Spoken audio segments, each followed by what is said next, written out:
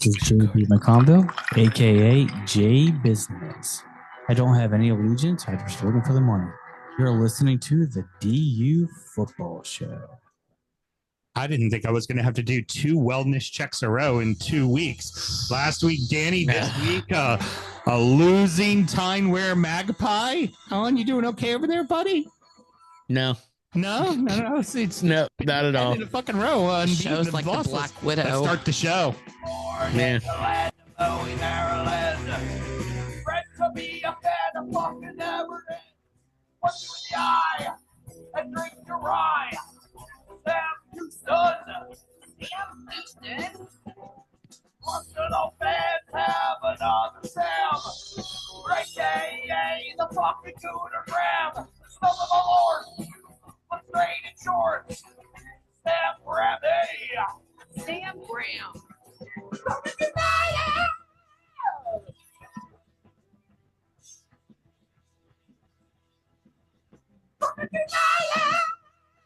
it. Like it. Hello and welcome to the DU Football Show, a completely biased recap of the English Premier League is told by 2 common American schmucks. I am your host, Sam Houston, away on assignment still, Mr. Graham. So we are being visited by my good friend, a brother from another, a fellow man of the drip, the smoothest pipes in the motherfucking business. 1/3 of the middle class, and of course, everyone's favorite Mobtown Magpie, my good buddy Alan. How you doing, good sir? I'm okay, I guess. Yeah, doing okay. I mean, I'm good, like personally, but like dying on the inside spiritually. Yeah, it was kind of tough, huh? Wasn't it? Not your weekend, no so good. Not great. And of course, on the ones and twos, producer Mel.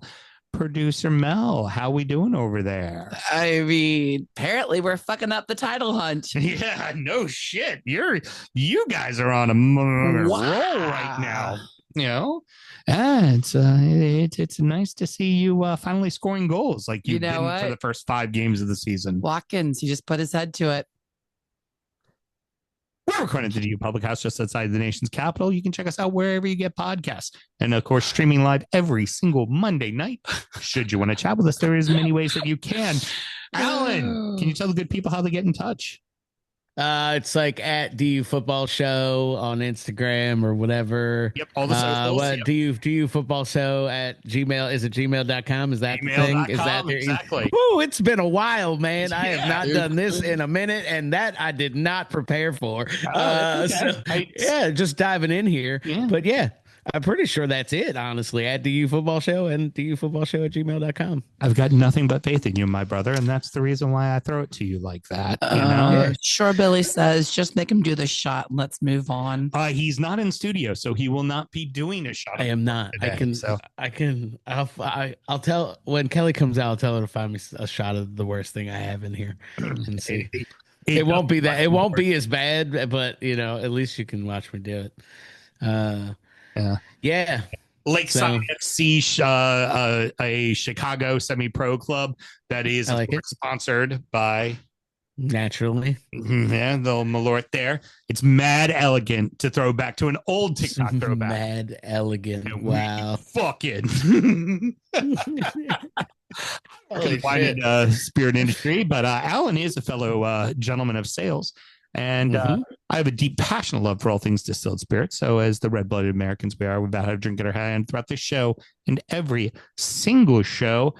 Alan, I know you've stepped away from the beer a little and have gone more the route of the spirited variety. Are you got anything in that cup tonight? What are you enjoying? I do not tonight because I'm just hanging out, chilling, and I got a little work to do after this. So I'm trying to keep my wits about me.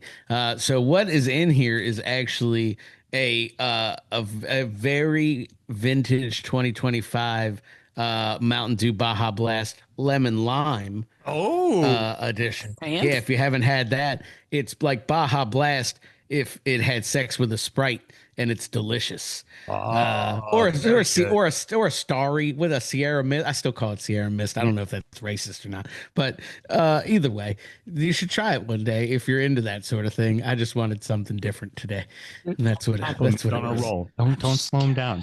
I am having from last year's top 20 list, which by the way, we've gotten a good fair share of the bottles, and we'll be starting to enjoy those soon on shows. But today I am enjoying the Knob Creek Bourbon times Rye. It's a blend of whiskey, so it's actually 50% bourbon, 50% rye.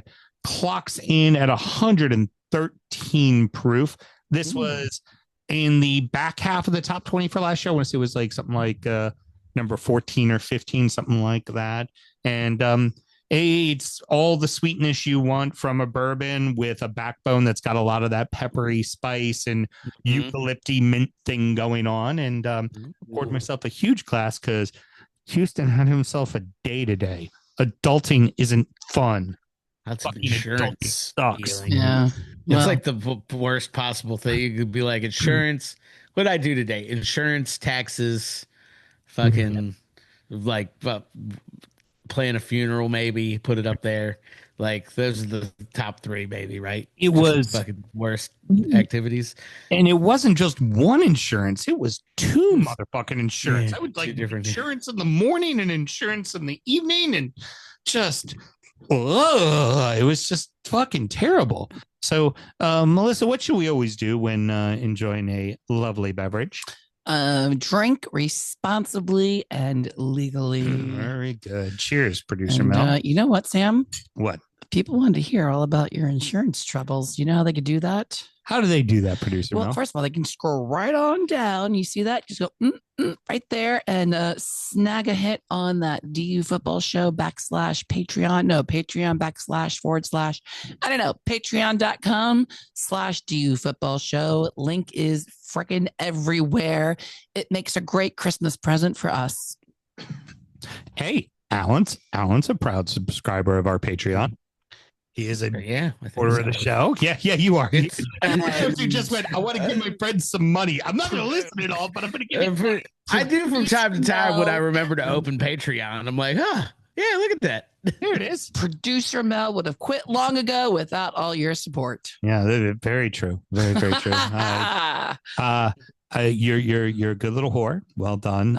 Although I would say Sam Graham would probably have notes on that plug. Well, you know what? He won't, because he won't listen.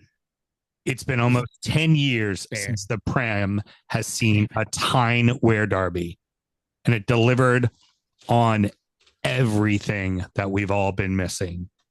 Did it? And to the Magpies' dismay, the Black Cats are now 10 in a row unbeaten in this affair.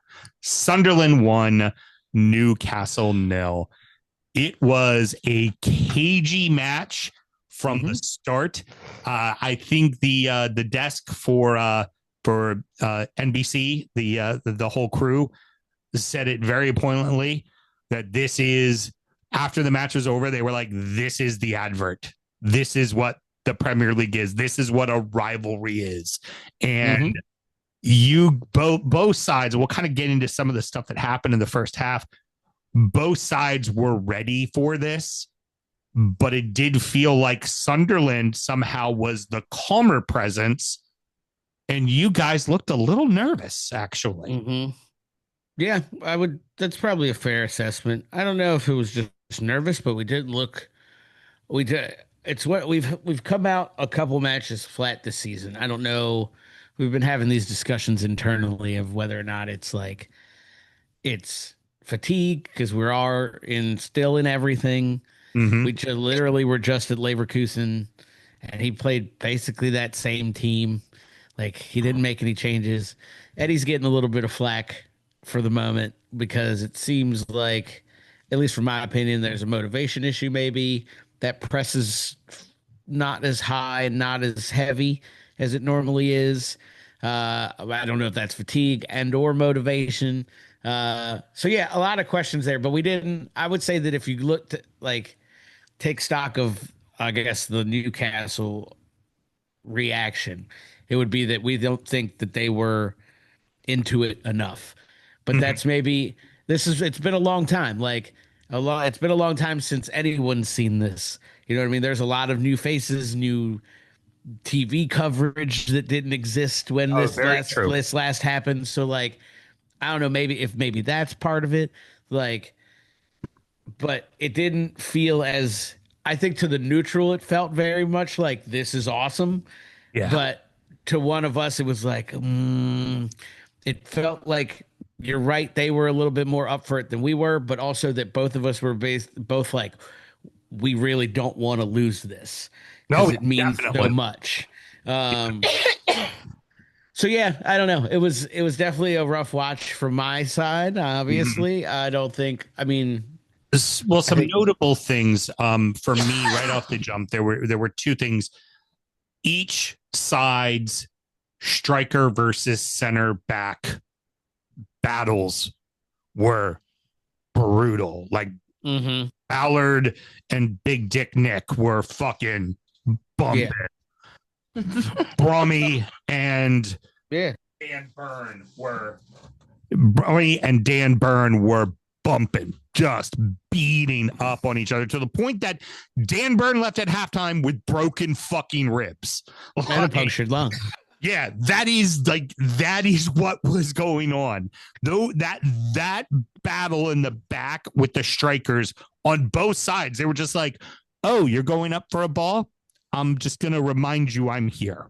Yeah. I want you to know exactly where I am. And I'm going to be here every time." The amount of just knockover fouls where it was just literally the defender or the midfielder on the back of another guy goes, "Oh, you're going to turn my back on me? You're going to taste dirt. Like, tell me how the grass tastes today." And just a lot of that. The one you were talking about, the people not necessarily understanding this because, like you said, it's been so long since this has happened. Like, yes, there was the FA Cup one, and yes, that was awesome and magical and important and all those things, but it's not the home and home that is the Prem, right? That is the league, right? One man on the pitch understood that to his core. And that's because he's played in a bunch of fucking North Londons, and you could tell Granit Xhaka was there for it. You could just tell. Yeah. That man was like, "Oh, this is a derby. Come, all you new young Sunderland players. I'm going to explain to you exactly what the fuck this means to everyone in the stands today." Yeah. I think that's the thing is like, I think Bruno tried, but without Dan Byrne, that kind of hurt. I think that, we needed both of them on the pitch the whole time. But like I said, I think from our perspective, we'll just think that we didn't attack it hard enough. We expected the energy levels of like Barcelona at home, fucking PSG. Like we expected to be up their fucking throats or down their throats from get-go, and we weren't. It just honestly seemed a little timid. It really did. It seemed a little timid. I think after, and again, a tough result in midweek in Germany, like I said, which I think didn't help confidence at all. Like that's, I think, been our big issue is we get kick-started, we can win 2 or 3 or 4, and then we lose one. You know, we can't really fucking does a number. We got to pick it back up again. It gets us. We haven't been consistent. So that sucks. I saw a couple messages like, you know, they want to make it up to us on Wednesday or whatever for Fulham and whatnot. And it's like, you can't make this up till March. There is no making this up. You make it up at St. Andrews and you have to go kick the shit out of them and end the 10 unbeaten. That's what you have to do. Exactly. Yeah. So I hope that's. I mean, now that they got it out of their system, because I said the same thing the first 20 minutes. I was like, I feel like Eddie wants to let them kind of run around because they're younger, they're energetic. It's their first derby. We're a little bit more experienced on a bigger stage, but not with this match. Right. I thought he was just going to let them kind of soak up that pressure, but we never got out of the gates after that. And losing Byrne hurt. So, I think his subs were late, but. We'll get it is what it is. We have to talk about the beautiful cross in that Big Dig Nick fucking put a perfectly placed header Yeah, fantastic. just over top of Ramsdale, off the bottom of the post and into the back of the net. The only problem is Aaron Ramsdale's his fucking goalie. Yeah. Yeah. Did you kind of feel like in that moment you were just like, yeah, of course, this is how we're gonna fucking lose? It's like, yeah, kind of. I also thought, I mean, that happened on what, like 56 or 55 or some shit. So I was like, oh, all right, this will be the kick in the ass. They'll wake up and they'll be like, oh yeah, we're a fucking Champions League side, and half of these guys are off to AFCON in a week and nobody knows who they are. Like, let's go. But they didn't. So yeah, I don't know, that it did feel, I was explaining to somebody today, I was like, it was either going to go, we were going to kick the shit out of them, they were going to kick the shit out of us, or something exactly like that was going to happen. Yeah. Like, it is what it is. You can't fucking, there's not much to say to it. Frankly, from that point on, Sunderland, Newcastle, Jew. Like, you think of the way you guys can just kind of slow down a game, make it a little ugly, get the other team frustrated. Like, and it's not this, like, you know, when we think of a newly promoted, like, Burnley type side that we're facing Man City, we put 11 behind the ball, fuck you, try to score. It wasn't that at all, because they were still attacking it. Just this way of just making it go a little bit slower than you want, taking about a half a step off of the pace, and you could just tell it was driving your guys nuts. And it just didn't, like you said, they just couldn't get into the next gear. And I think, and I know it's going to be hard for you to kind of admit in this regards. That is a credit to Sunderland. That isn't so much a Newcastle fucked it off. Like, Sunderland did a really good job of making it uncomfortable and difficult for you, to the point where your guys just could not do what they needed to fucking do. Yeah. That's why I was interested. Like, I think if they had started more on the front foot, like we're used to them doing, that wouldn't have been an issue. But once you started to kind of get deeper into the match, once you started to let, you know, that control go and let them kind of sink into this weird, because they dictated our play. We didn't play the way we were used to, at least in my, opinion. So it wasn't it was a good that kicked the ever loving shit out of us 3 weeks ago. Like, he just I didn't know who the fuck that club was on the pitch.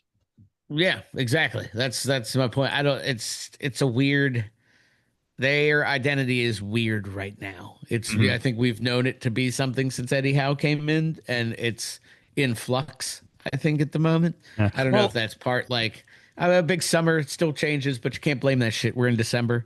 Like, we got to get going.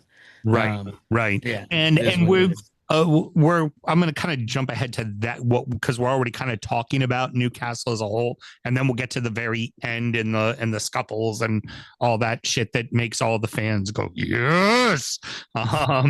But this team has seen kind of an interesting kind of rise and roller coaster. It's not so much a roller coaster where it's like the highs are highs, the lows are lows, but this kind of just a lot of movement and a lot of interesting parts, because you did get blessed with an ownership group that has just fuck you money. They can do whatever they want with that money. Like, they have that much kind of money. Like, just throw it at, like, it doesn't matter if they lose cash, because they'll still have more money than the world can imagine. Right. That's the thing you have. But you're also put in these confines of how you're allowed to spend it, and when you're allowed to spend it, and the manner in which you're allowed to spend it, and the size of your stadium and your TV and where you finish in the standings and how many jerseys you sell, all play into that and your profit and sustainability. And I don't think that ownership group fully understood that at first, because they went out, they spent the good money, they got into Champions League, and then suddenly it was like, oh fuck, we can't spend any money. Yeah. And learning their way around it has been very interesting, because you're now kind of at a point where you were able to spend a little, but not a lot. Maybe you're able to spend a little bit more this winter. It just kind of talk about that now. Like, do you feel like the front office has figured out kind of how to navigate and manage this road? Because you're not going to be allowed to get away with it like City did. It's just not going to happen. Yeah, I think they're still figuring it out. I mean, I think there's been front office changes like every summer, really, since Eddie Howe. So no, I think they're clearly still trying to come to grips with like how to do this with like, I think that probably it's harder to balance expectations over in Riyadh. You know what I mean? And be like, they're like, why haven't they won everything yet? And it's like, oh, because they have rules. And they're like, well, what the fuck? Well, just change the rules then. I'm sure. How much money does it cost to change the rules? We'll give them the money, change the fucking rules. I'm sure that's come up at least once. But I mean, thanks, Liverpool. We should be fucking fine for a while. So that massively helps. I think we might have missed this like on some signings. With right now, Elanga's a waste of 55 or 60 million, whatever the fuck we spent on him. Right. That's massive because that was where we needed to really strengthen, and we've done nothing there. Anthony Gordon's a fraud. Liverpool can have him for 100 million too. I don't think he's had a goal contribution. Yeah, you're welcome. Fucking, I don't think I saw something today. I don't think he's had.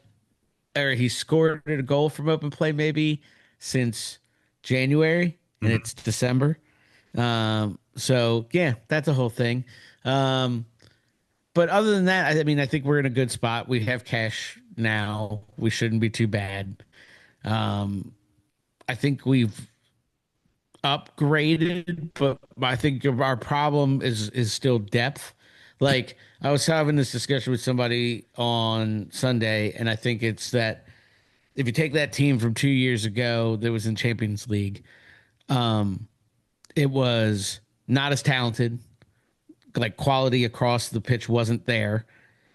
There were a lot of injuries, but they kind of weathered the storm, stayed, finished well in the league and all that stuff. Since then, we haven't gotten deeper. We've just upgraded that 11. Does that make sense? Very much so. So I think that's kind of where our biggest issue is like, sure, that 11 is much better and can hang with, the likes of the higher end of Europe, the likes with the higher end of the league when they're up for it. But you still only have 11 to 13 guys. You're running them ragged. Right. And that's where I think our spending becomes troublesome, is because like I don't think we need to necessarily spend a ton on the first team. I think we need to spend it on that fucking bench, but we can't spend it on a bench that's quality enough to keep us competitive in all these tournaments and all of these competitions because of the hamstringing from PSR. So it's like this really weird, like, we've done well, we've gotten better, we're still in Champions League, we're doing well in Champions League. Our league form is inconsistent, but we're still middle of the table, fine, whatever. And literally fucking 2 more wins, and you're back in the top 4. Like, at this rate. So what you did last year, you just backdoor your way into suddenly at the end of the year, you're like, oh shit, Eddie Howe's second half is typically far superior.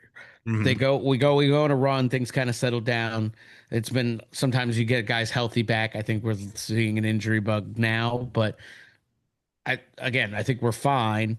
I think we're spread a little thin. And again, we don't have the depth, the quality depth that the likes of the teams we're trying to compete with have. You know what I mean? And there's like catch-22 in that, right? Because you're in Champions League, so you need to make sure you make it to that next stage, because that next stage is money that allows you to be still within the financial constraints of what you've spent. It's not a matter of, oh, it means we could spend more. It means, okay, we've done the bare minimum to allow what we've spent so far. Like, so that's a have to do. You got to make it to the knockout. Like, you can't not, right? If not, then you have to win a fucking cup, or you have to then finish in 4th, and the league becomes much crazier. And then where instead of a Lenga, you're probably better suited buying 2 kids at 20 million each that probably aren't ready for the Champions League, but are going to be ready for your team next year when you do sell Gordon and need a person to play, right? Like that kind of scenario. Then you couple that as well with the amount of homegrown talent you've had to sell, because PSR says you get a better value for selling something homegrown, when isn't the whole idea to have a good farm system is to have them club legends and stay with you forever? And it's like, it's this and not have to go to the market. Spend, $100 million. Yeah. I mean, I'm sure it drives. I mean, you've got a great midfield trio with Guimaraes, Tonali, and Joe Linton, but I'm sure it drives you fucking nuts to see Anderson playing at goddamn at Forest and going, he should be on our team. He should have stayed here. Yeah. Yeah. The best part is that that was the deal for Odysseus Vlachodimos, fucking Greek goalkeeper, who I think maybe played a match for us. Like, it was legit just backdoor shit. We were like, here's this probably generational, strangely Scottish midfielder, because he didn't think he was ever going to be England good. And fucking, here's this nobody Greek goalkeeper, guys. And here we are. Yeah. We'd love Elliot Anderson back. That'd be phenomenal. Yeah. Because again, the midfield's aging too. Like, Tonali's fine, but Joelinton and Bruno are both plus side of 30, I believe, 30 and 31, 30 and 32, something like that. And you can kind of see Joelinton's legs are starting to go. So like, it would be really nice to have our homegrown midfielder. But Uncle, well, this might help you a little because you are Uncle Saudi. I was going to say Uncle Saudi League might not give as much of a premium on Joe Linton, because that first couple of years of them throwing mad cash at England to buy players has really subsided. So, that would have been one of those, we'll give you 80 million for him. You'd be like, what the fuck? You get 80 million for an aging fucking Joe Linton, right? Like, what the hell? Yeah. And now we can't sell hotels to ourselves or our own women's team to ourselves. Like, they're really Chelsea's fucking it up for us, is all I'm saying. Chelsea's allowed to do it all. Finally, the end of the match, Sunderland's keeper comes out for a ball, and it's what it is, right? The player, your guys are frustrated. They haven't had a good game. It's gone horribly wrong. And you undercut the keeper, you put him on his ass hard, right? And then all fucking hell broke loose. Yeah, I was waiting for it. Yeah, it's almost like you could just set, you were like, all right, so this match has given us everything. Where's the fist fight? Yeah, where's the fist fight? Yeah. We need the fight now. Are as a supporter, are you at least kind of, Graham has talked about this before, when a team loses a match and they don't get any yellow cards and they just kind of accept the loss, and you're just like, where was the fucking gumption? Why didn't you fucking give a shit? Like, play like you cared. Is there at least some kind of reward at the end of it? You're like, 4 yellow cards were handed out. We got 3 of them. Fuck you. We beat you in that battle. Yes and no, because we still, I guarantee anyone you talk to, really, the bigger thing will be, like, we've lost them. I wasn't like, we're definitely going to win. It was I think the energy level. Like, we were not happy with that.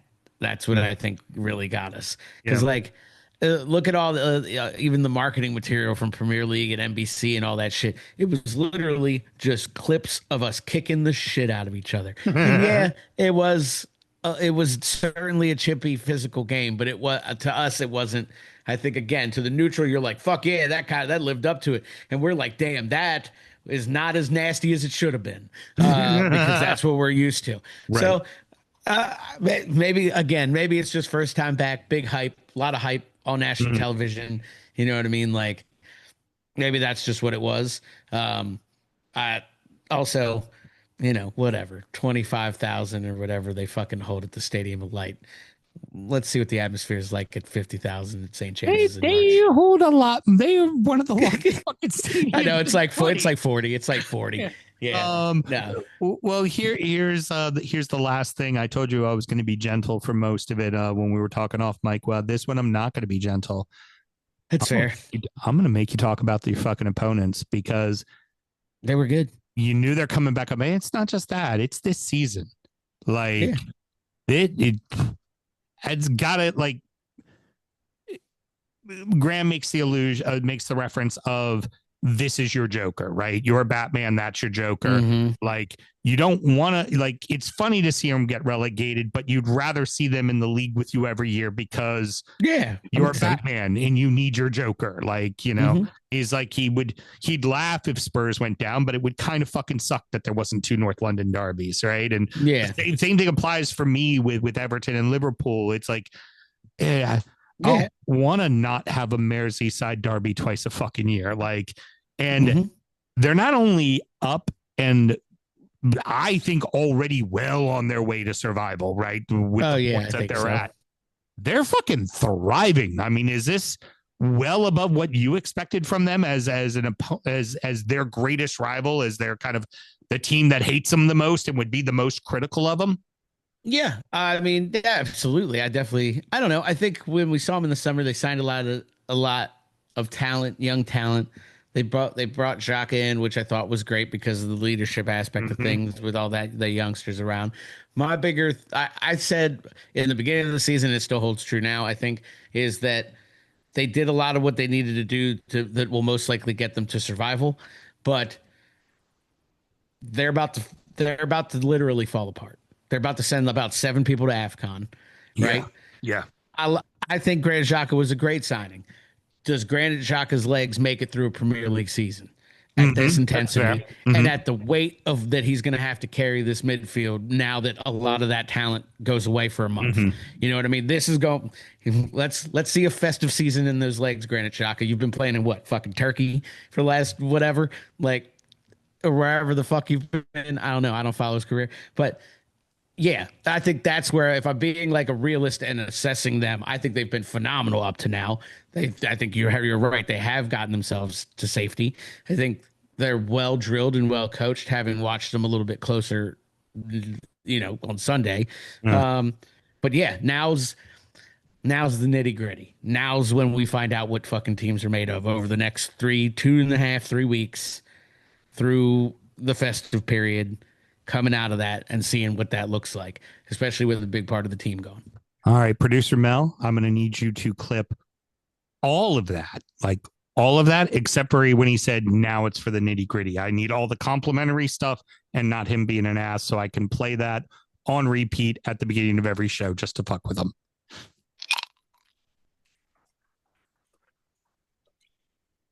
Burnley and West Ham both scored 2, which typically equals points on the board. Problem, they both came up 3 and still find themselves in the drop. Fulham 3, Burnley 2, Villa 3, West Ham 2. Burnley at Turf Moor, and they equalize, and they still figure out a way to fucking give it away and find themselves losers of 7 in a row. If they're giving up 3 goals a match, this is not going to go well for Burnley, because this is not how they were designed, from playing in the Championship to now in the Prem. 2 goals was 3 points under this Scotty Parker system. Like, 2 goals in the match is fucking over, right? And just, you could just see this season is already starting to get longer and longer and longer on Burnley. And they're one of the teams I had dead on to go down, but just you could tell they're going to have fight, but this is about what we're going to see is what we saw. Yeah, I think it's a bit of, I don't know, you can't make mistakes. The Premier League's different gravy. You know what I mean? Like, you guys are, I think you are a good team. Look at the stat line. Like that. I mean, you think Burnley wins that game kind of handedly, right? You know what I mean? But that's not how this shit goes, man. Like, and yeah, you're right. That's the kind of stuff like you got to fix, or the season gets real long in the depth of December. Well, and that and then the human green highlighters that were fucking Fulham put 2 in 30 minutes, which certainly doesn't help, and that is not very Scott Parker Burnley. And here at Turf Moor, that's what kind of was even more baffling. Like, both of those goals were way too fucking easy. Yeah. Fulham's, I like Fulham this year, though, man. I think they're scrappy. They score goals. Like, That's not that surprising to me from them. I guess you're right. It is surprising from the Burnley side, but nah, Fulham is troublesome. Well, there's been a few things that's starting working for Fulham because Fulham did go on a bad run and were 1 point only about 4 points. I know you don't always see everyone in all the matches and everything, and they weren't scoring goals at all. And then the match before the Man City match where they lost 5-4, like they started scoring. And ever since it's been this like 4-3-3-3, like they're just, and it's a bevy of people scoring. The one consistent is Harry Wilson is suddenly on a burner right now. If it wasn't for the fact that Foden is scoring, I think Foden's now scored, I think 7 in his last 5 Foden has scored. If it wasn't for the fact that, and that's City and everybody's going to pay attention to that, if it wasn't for that, people would be really talking about the amount Harry Wilson is scoring right now. And he's just seemingly doing it with ease. In this match, it was a goal and an assist, and he was fucking everywhere, it felt like. Yep. Oh, yeah, man. This was the run Fulham needed. This is going to get them kind of away from everything, and they're going to be comfortably 13th or 14th. That's just who they kind of are. And I worry they're aging out a little as a team. I had a little concern of them going into the start of this year, but I felt like there were other clubs that, I mean, one we're about to talk about in a moment that was certainly in much worse shape in that regards. But but there's always that team, like you think of how like the iteration of Leicester that didn't just go down, but the first one that went down, you were like, that team was 5th place and playing in Europe the year before. And then it suddenly wasn't working. And then it wasn't working till the fact that they are suddenly at the end of the season, they're looking up going, oh, fuck, how the hell did we get out of this? Needing other people to lose. And Everton figured out a way to win and they went down. And you're just like, how the fuck did that just happen to us? And typically the last 2 seasons isn't what it's normally like in the Prem. It's not normally the 3 that come up that are the 3 that go down. There's always someone who's going to catch someone asleep. Yep. Always going to have that team that goes, how the fuck that just happened to us? Yep. You know, a good friend wouldn't mention, you know, somebody's team that happened to that's on a computer screen directly across from me right now. Hey, man. Oh, by the way, that's tea in the cup. I'm giving you my best Kermit right here. I know. It happens. That's just for you. That's okay. That's okay. Moving on. It's okay. We'll let you have it. Producer Mel. Hello. Your boys have now won 10 in the fuck row, man. No, we don't make it look easy. We don't make it look pretty, but damn, we're getting it done. Just keep winning and doing well in Europe. I mean, everything is just flowing, but you did manage to go down twice to fucking West Ham. Well, I have 2 words for you. Marco Bizzot. Hurt. Well, I mean, he kind of messed up on the Marco Bizzot. So what are we doing right now? Marco Bizzot. No more questions. Thank you. That was one of Emmy's pressers earlier this year when Unai Emery, I mean, when they were talking about Emmy because he was supposed to get sold to Manchester United. And they were right before the match talking to him. He just looks at him and goes, Marco Bizzot. And they ask another question. He goes, Marco Bizzot. And then they keep asking questions. He goes, Marco Bizzot. That is all. That was it. Hilarious. Oh my goodness. Great. But the Irons, like I said, they go up twice and still figure out a way to lose. And I'm starting to wonder with this team because this is where we were talking about the kind of aging out situation and not really having depth. And they've got some players like Somerville is very young, very talented, got a lot of energy to him. And obviously the team runs on what Bowen does. And you think if Bowen gets hurt, like who's going to score any goals? Who's going to create the opportunity to score goals? Like there's just... Can Nuno save this club? I mean, he's a good manager and knows how to handle teams defensively, but I mean, I'm getting a little worried for them now. I don't know, man. I don't think there's enough across the pitch to do it, which is crazy. Because, like you said, like there's talent on the team, but there's also like some championship players on that team. You know what I mean? Like, so I don't know. They are the culprit when we were just having that little discussion and dig at at me that yes. Yeah, this is the one that I think it could just be like. Now, they haven't necessarily dropped and been like, oh shit, how did we end up here? It's been kind of a slow ride to being like, oh, well, we could end up here. And here we are. So, yeah, man, I think they're in trouble. This is, again, we're entering into that make or break. Everybody's got to figure it out here in the next couple weeks and slingshot themselves into the second half of this season or not. One of the things you always kind of look at when you look at a midfield, and you were hinting at this a little bit with your team and the aging out and stuff like that. It's okay to have one older, wily veteran in that midfield, right? The example I always use for Everton is it's Idrissa Gueye, right? But it's younger players around him. Mm-hmm. It's Souček, it's Paqueta, it's Ward-Prowse hasn't been playing, and I forget who the other midfielder is, but it's just like there's no youth in their midfield at all. And while they may be very smart and very good on the ball, and you're asking a lot of them legs, man. And if you're old and slow, like eventually you're not going to be able to keep up with the pace of the team you're playing against. And particularly in the middle of the pitch, that's exactly where you need the pace to be. Yeah. Yep. Oh, Villa, like I said, Villa now winners 10 in a row. You've got Rodgers is on a burner so far this year. And now Watkins 2-2, starting to put the ball in the back of the net. We asked this question last week for Danny, and Sam Graham had called in. We asked him the question as well. I'm going to say it again. Shh, don't say it. Is Villa in a title race? Because it fucking feels like they are. It feels like it to me. Because here's the big thing I'm going to give you. Very good. Is Villa here to fuck up a title race?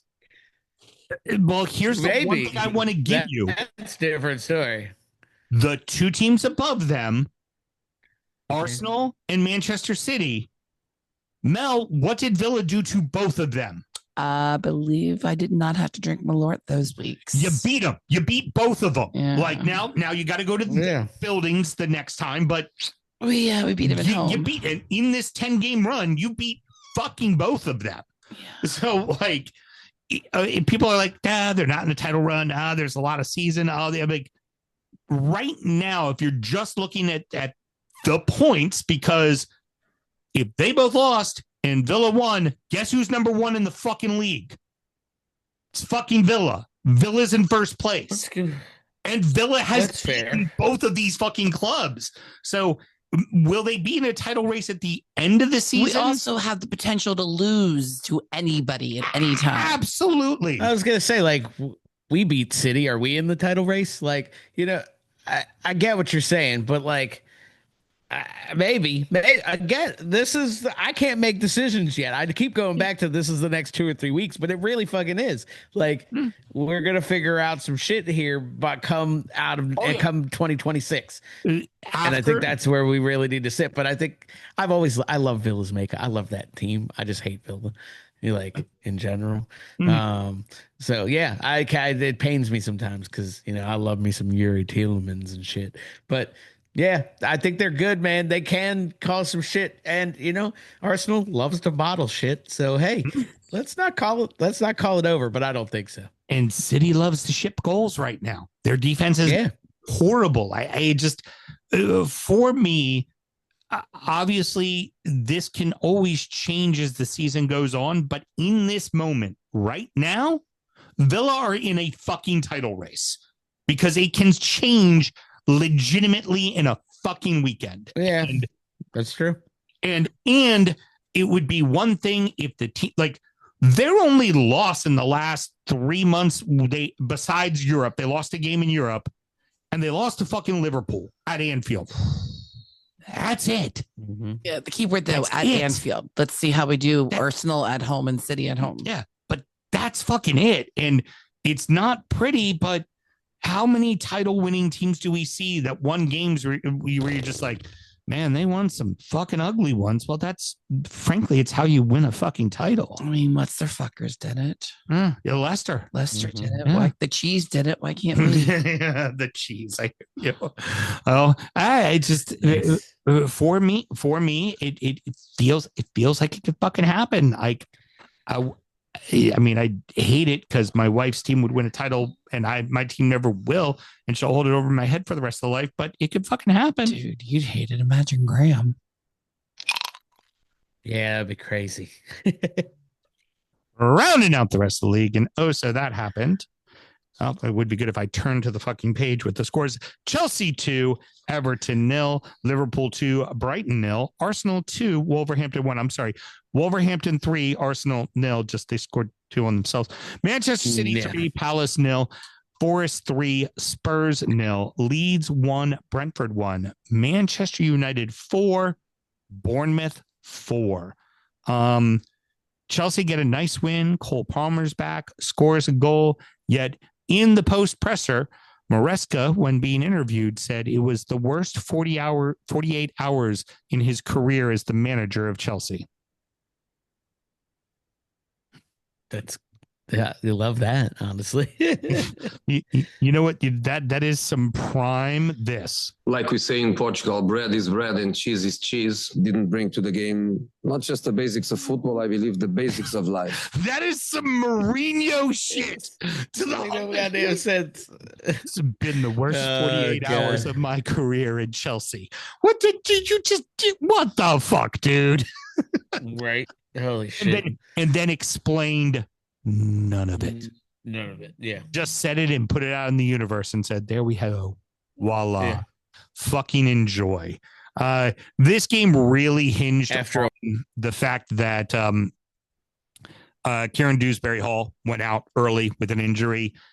Chelsea were opportunistic, scored their goals. Honestly, for Everton never win at the Bridge. I think it was the 90s is the last time we won a league game at the Bridge.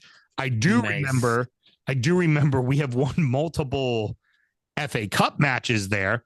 The one I remember the best was the come from behind Leighton Baines free kick to send it to extra time, and then us winning on penalties. And I remember the Lukaku beating the ever-loving shit out of Chelsea 2-0.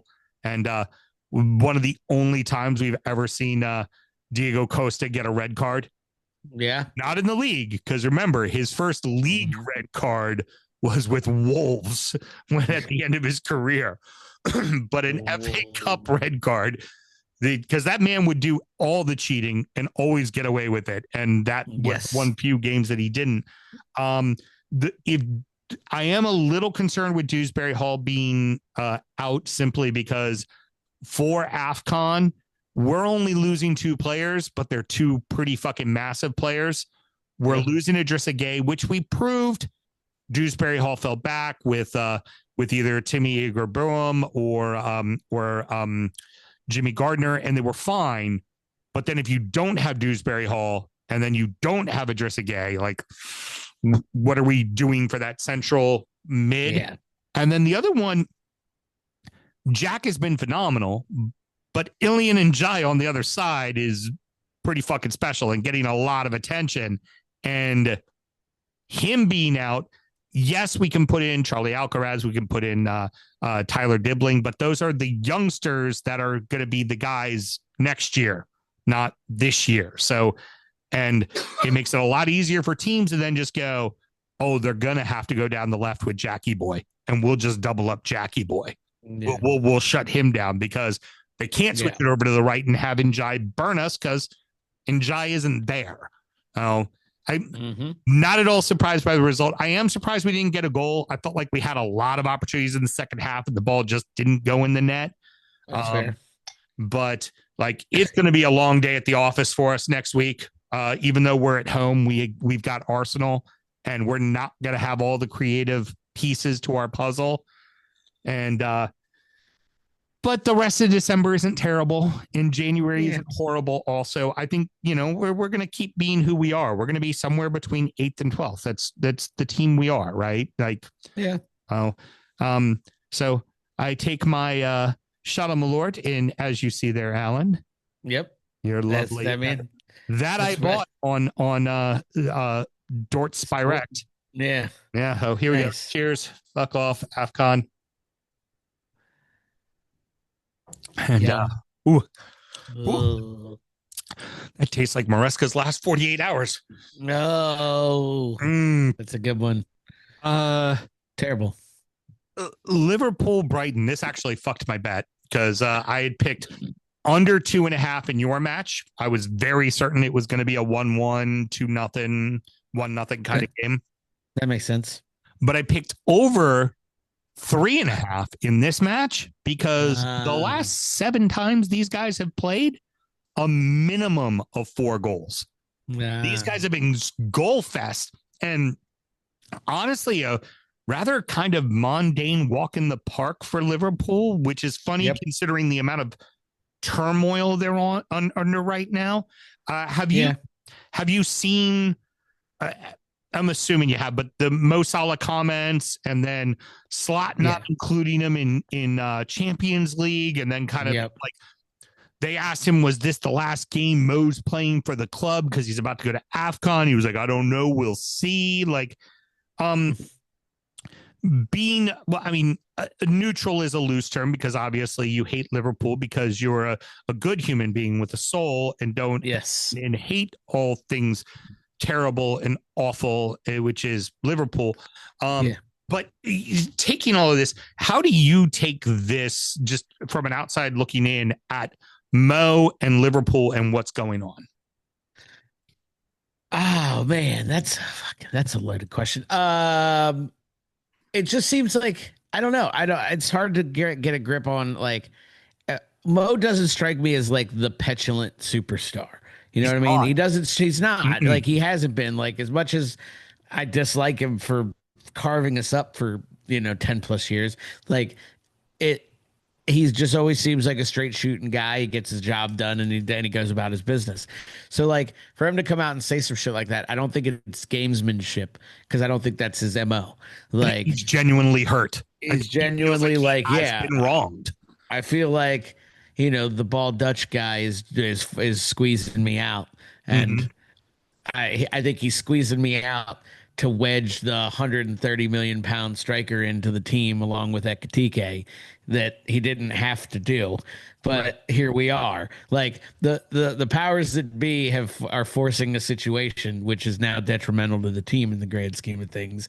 And I think that's where his head is personally. Yeah. And Klopp, Klopp, same fucking thing. Slot, Klopp. Same annoyance. Well, it was windy like crazy. People love when I talk about the wind, but it was windy and it's not good for football. And so we had really to work hard. I hate them. I hate listening to them both. True. Yeah, it's intriguing because we were talking about it a little bit last week. It's not for nothing. He has tons of scoring titles. He is won you 2 titles in the modern day Premier League era, which no one can say prior to him. And after, he's done it all with humility and graciousness and never been an issue on or off the field. Like, when people have made references to him being a Muslim man, he's just worked it into his ceremony, like sat down and meditated, and like he's never, and he just goes about doing his business.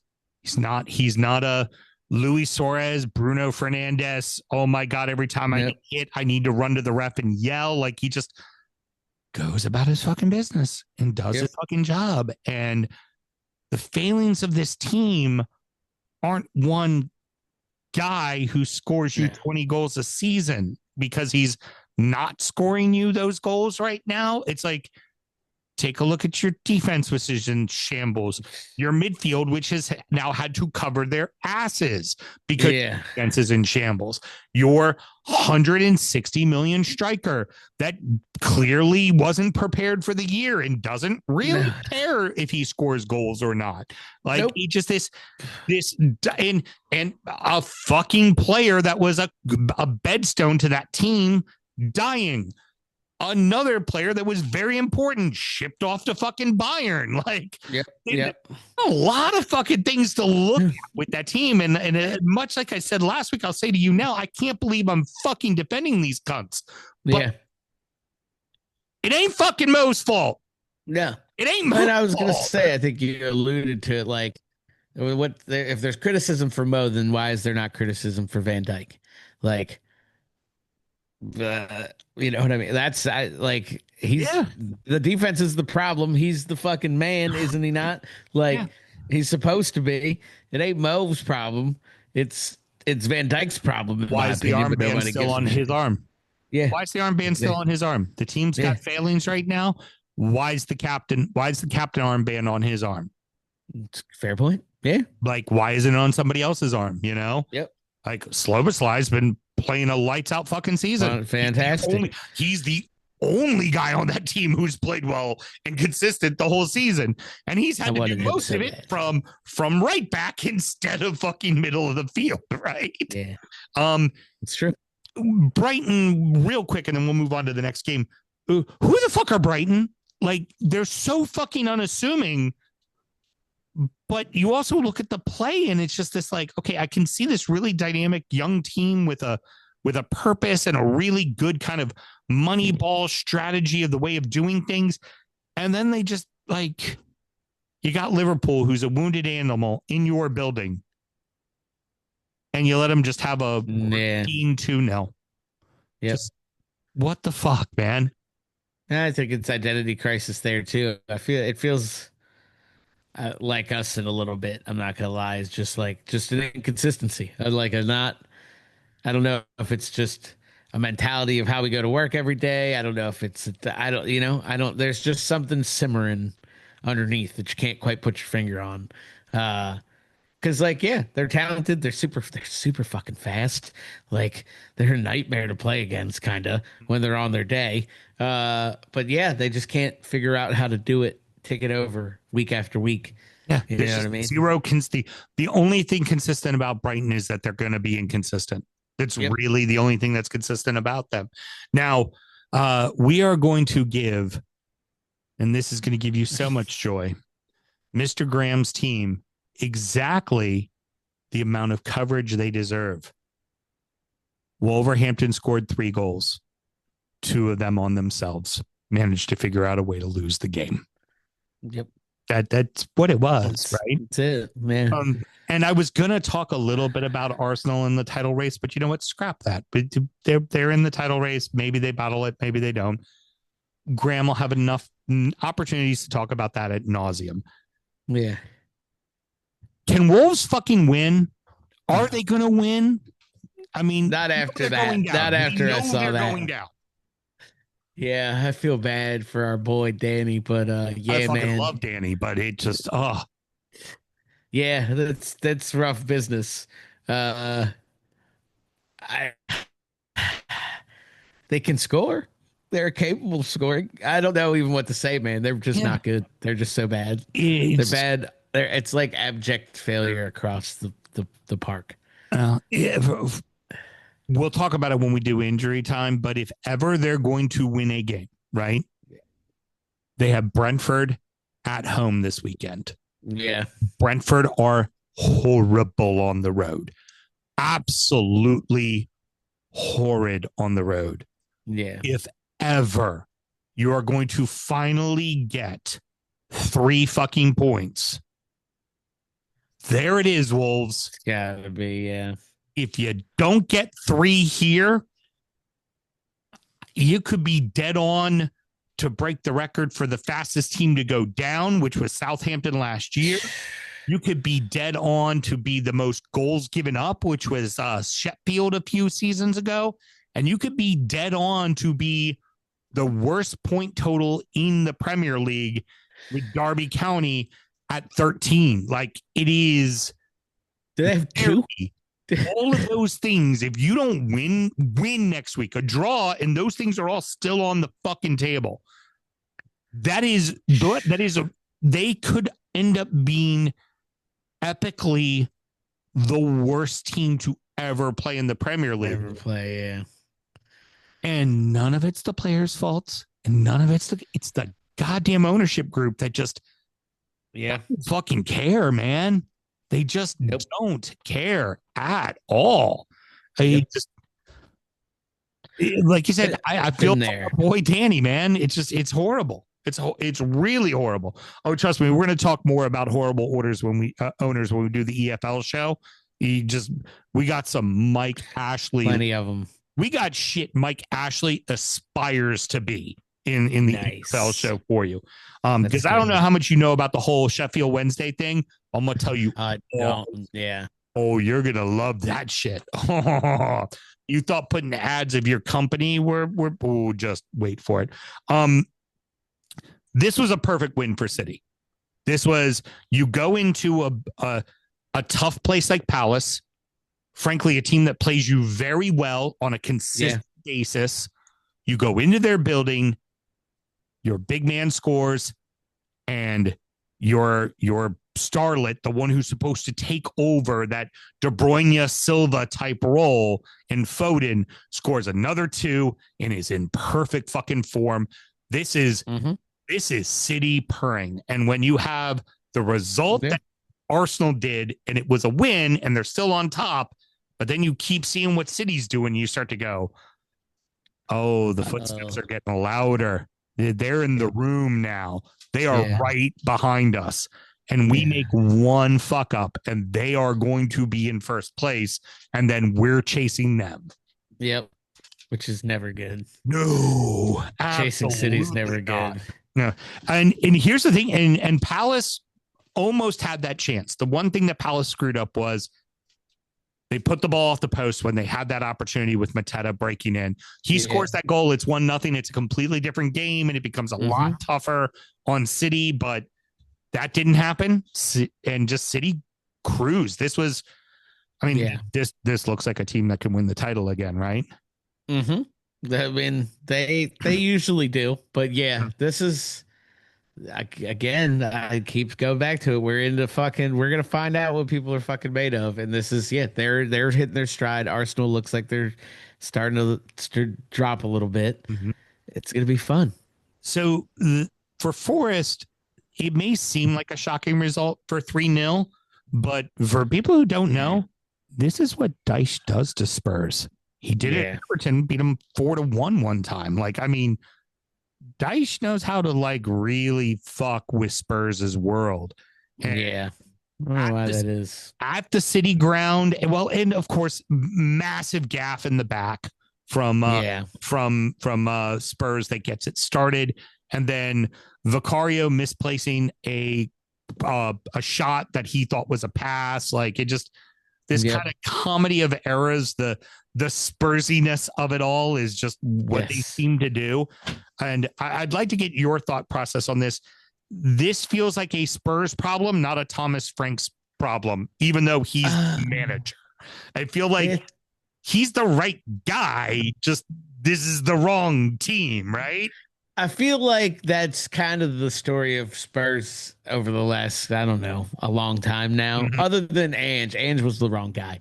If I could, Ange was the wrong guy for Forest too. Ange doesn't have it, is all I'm saying. But no, you're right. I think this is I think we played them not that long ago, and they're just.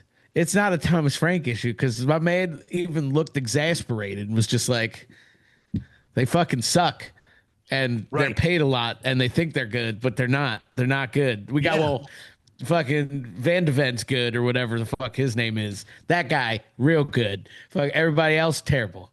Fuck, he looks like I've coached little league baseball teams. I'm just like, I got 2 kids, man. I'm just trying to make it. I'm just trying to make it work. What do you What do expect you me want to me to do? do here? I got nothing. I can't coach my way out of this one. Yeah. It is. Yeah, it is what it is. They're just not good, and I don't think it's his fault either. So keeping it rolling.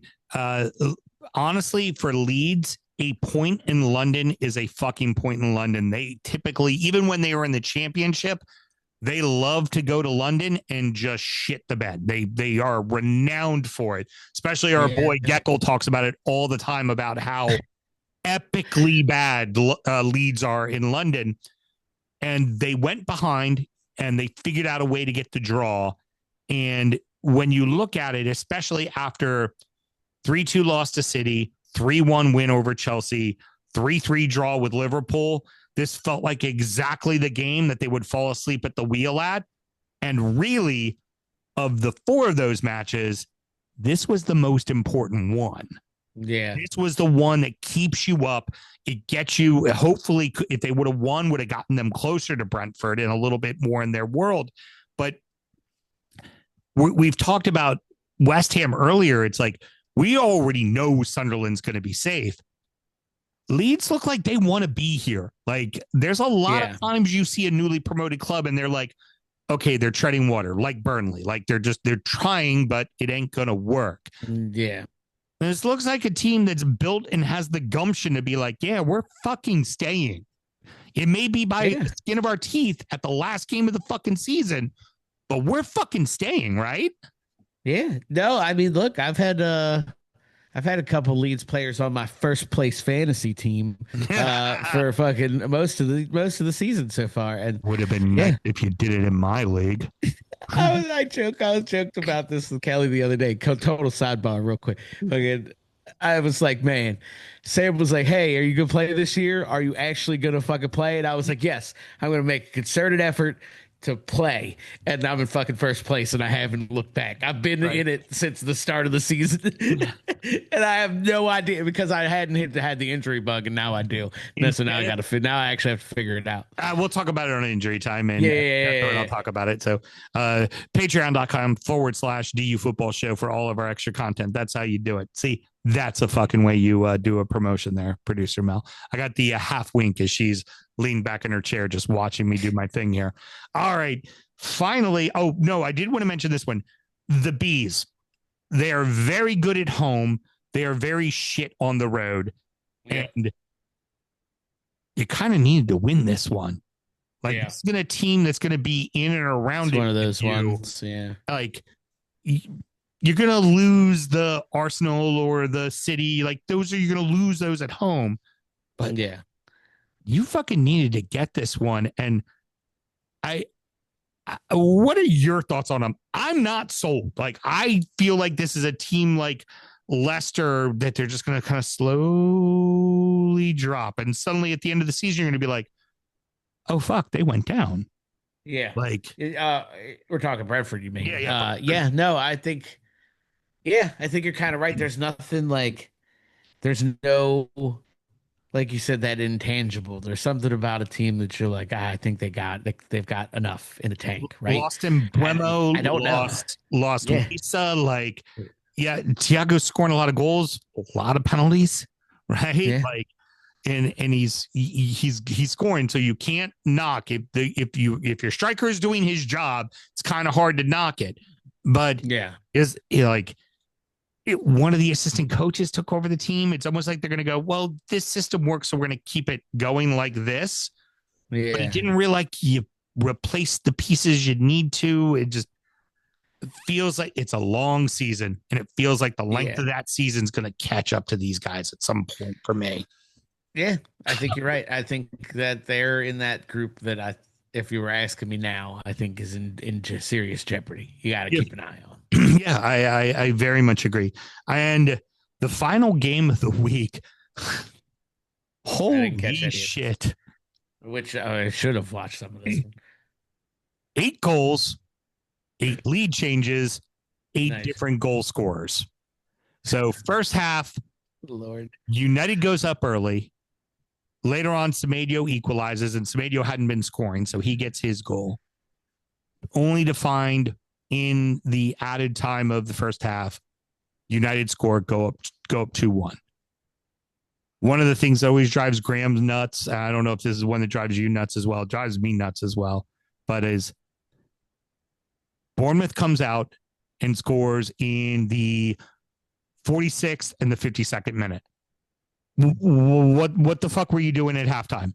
Were you telling everybody how great they were and like braiding their hair and like giving them soft, gentle hugs? Like, what the fuck were you doing at halftime? And then that's wild. They're down 3-2. Then in about the 75th minute, a probably shouldn't have been called handball that was outside the box. Okay. Bruno gets a free kick, puts up a butte. It's the 20 yards out on the left, puts it in the upper right, like no chance for the keeper, puts it just over the heads of the wall that was jumping. I mean, it's a butte. We all hate Bruno Fernandes, but it was a beautiful fucking goal. Yep. And then they score a minute later to go up fucking 4-3 to then 3 minutes later, give it up. Yeah. Good Lord. Fun, exciting, great. So much fun to watch for the neutral. The neutral, it's on steroids. It's crazy. Yeah. Holy shit. They get out of there with a draw in a game that they were down multiple times in. And they took the lead at one point, but you're at Old Trafford. You kind of not going to be surprised you give it away, but getting it back twice is pretty impressive on their end. Then, but at the end, they're happy. The only thing that made sense is at least the United players weren't happy about it. Remember, these are the ones who celebrated a 2-1 win on a penalty late at home against Burnley at the start of the year. Yeah. So at least they're starting to understand, hey, this isn't acceptable for who we are. Yeah. Fun to watch. Yeah. Hey, it's been what? Yeah. Well, it's been over 400 days since 450 some odd days since that bloke's been able to cut his fucking hair, right? Yeah, yep, that's true. Do you ever think that guy's going to cut his hair? No, fuck no. Not anytime soon, at least. It's going to be a while. What does he need, 5? Is that what he said? Your money.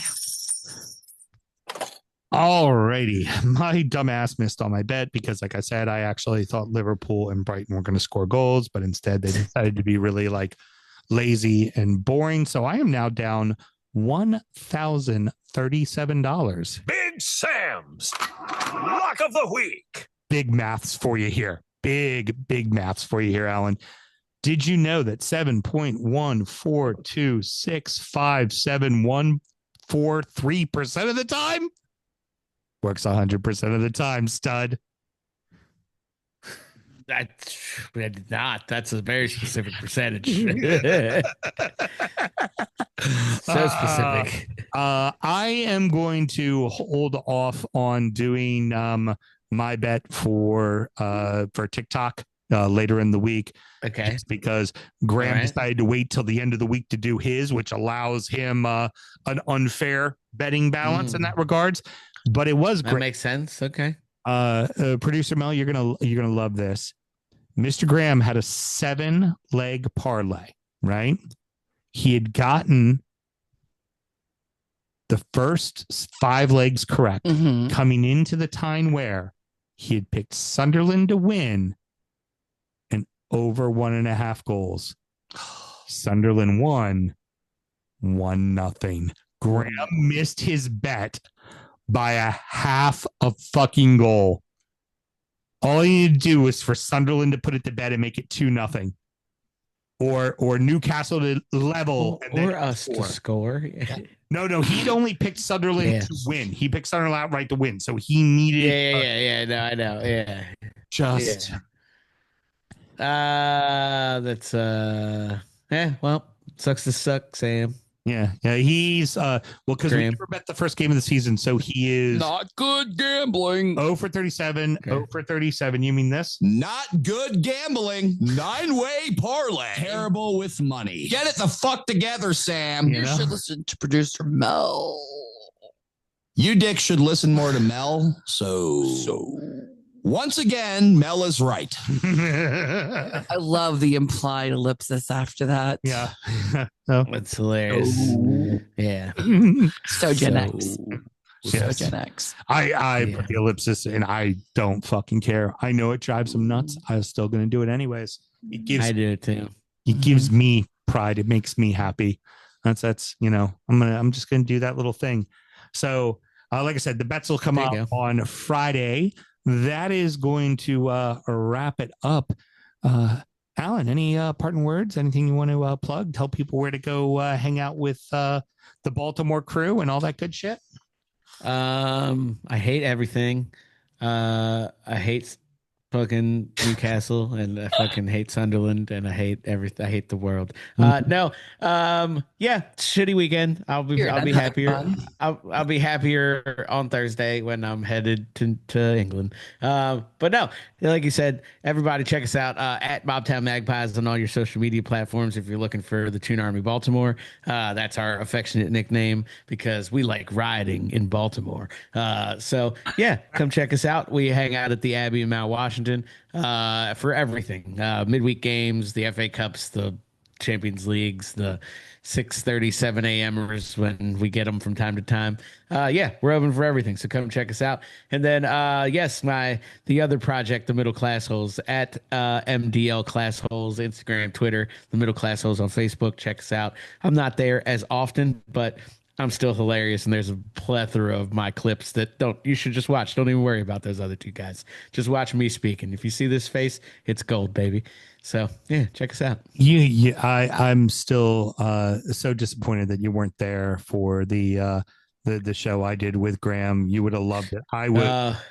Laying all the deep cut references for your listeners to let them know that I was a guest that actually listens to the show. And nice, yes, nice solid debate about over the fence or through the gate and through the gate. Yes, producer Mel. Shore Billy has parting words. Okay. Shore Billy has parting words. Let's hear what Shore Billy has to say. I do have a cunt to talk about, but please go ahead. What has Shore Billy got for us? Fuck Sunderland. Fuck Sunderland. Okay. Kind of wraps it up very well. There was a Argentina tour in India. I sent you so many videos set of up shit. by some really kind of shady promoters. And you don't expect Messi to play a lot, right? But you expect to see him, and he did his part. He went out on the pitch, he played his few minutes, he did his thing. Came off the pitch pretty quickly, but did a little, right?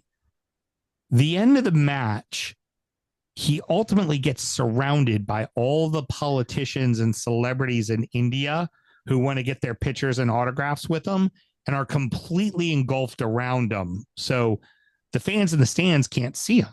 The fans in the stand can't applaud him. They can't enjoy the reason why they paid exuberant is the term that was used, because the promoters went, oh, Messi, we're going to charge you all like fucking Super Bowl tickets for these, you know, and obviously there's a different inflection of pay structure and ticket structure, but let's just say we'll give a general American number. It was something like $500 starting to go see Messi. Okay. And that's what you got. Yeah. His 10 minutes on the pitch, which fine, you knew that's what you were going to get, but you got to see it, right? And he did the Messi show, and everybody on the pitch got what it was. But then at the end, for him to be surrounded by all the super wealthy people, also a bunch of those people in that crowd are the ones that just made all the money off of you. They went fucking ape shit and proceeded to destroy the fucking stadium. Oh, damn. Out the seats, throwing them into the fucking into the field. I mean, they went bonkers. Rage against the machine. Yeah. The cunt isn't the fans. I'm not mad at the fans. No. You know what? Make those promoters have to pay for a fucking rebuild of a stadium. Oh my God. Like, Yeah. just if we all like Firefest in real action. Yeah, that's very much crazy. so. We all know when our clubs come over to the States, we're going to pay more than we should. We know that, right? But we get access to practices with our fan clubs, and we get to those players are in bars the night before for fan forums. There's things you have an opportunity to meet your heroes for the lesser, for a bad description, but the way to say it, right? You get to meet those players you idolize, you love, you root for every week. Get a few autographs, get a few pictures, but you get to do that. This was that, except for they went, fuck you, 5 minutes, and that's all you get. You get 5 minutes for $500 and you can fuck completely off and you get nothing else. And I don't blame them one bit for losing their fucking minds and destroying that fucking stadium. And that ownership group was getting paid handsomely to have that match there.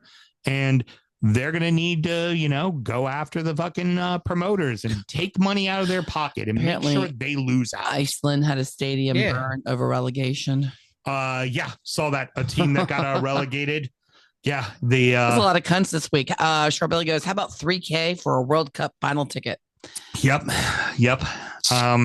That is something we're figuring out right now is like the United States supporter groups being overly charged for World Cup matches when the whole point of the Outlaws and the Sammers and all of those groups is it's a large group rate and you make the tickets a little bit cheaper for that.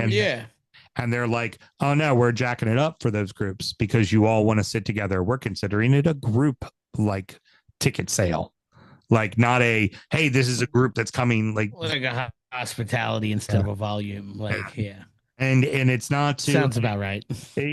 Throwing a little bit of shade back towards your ownership group when everybody's talking about the ticket pricing in our buddy Mark Englishman, who's a Spurs supporter, loves to piss on the Yanks, even though he lives in this country and whatever. So loves to piss on the Yanks on a regular, and he's yelling and screaming about the ticket pricing, and it's like, it ain't all the U.S. asshole.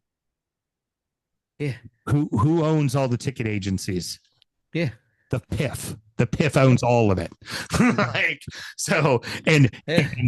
And FIFA is corrupt. We saw as they gave Fearless Leader his peace prize because no one else would give him a peace prize.